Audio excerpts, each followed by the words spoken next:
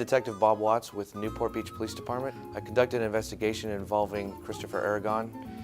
He ran a credit card and identity theft fraud ring. The numbers were stolen off the internet. The original cardholder at the time when they were stolen did not know that. They often discovered that they were the victims of credit card theft upon receiving their statements or going online. One of the steps involved in making a credit card is obviously you're going to need the image that appears on the card itself. They have different pictures to them, whether it be American Express or a Visa, MasterCard, Discover.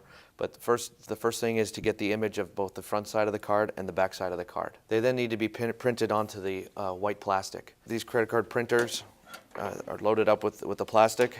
They then go through, and it has the 3 different primary colors that combine to make your ending image.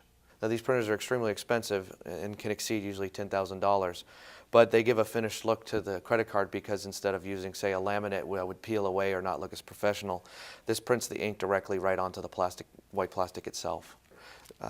Here's basically a sheet of the holograms. These holograms obviously need to get pressed onto the card, and they're done with this device over here.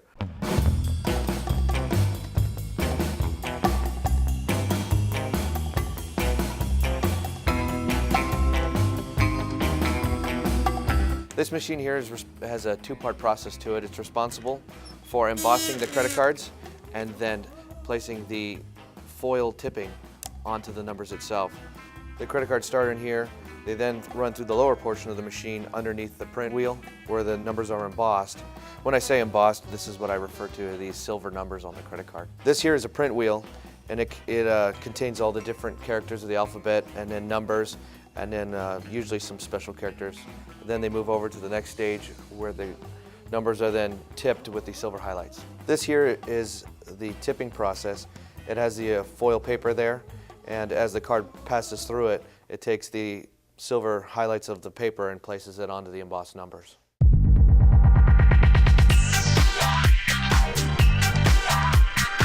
On many of the credit cards that they made, they also included the blacklight security feature, which required a special ink that was ordered from China. This is a reader and a writer. With this attached to a computer, the user, again, just like before, swipes the credit card through, and on the next swipe, it prints the information onto the magnetic stripe. They also made a lot of fake driver's licenses to go along with these credit cards to give their credit cards validity. In this case that we have, our proven loss was over $1 million. It was somewhere in the $1.1 million range, and we didn't even account for all of the loss.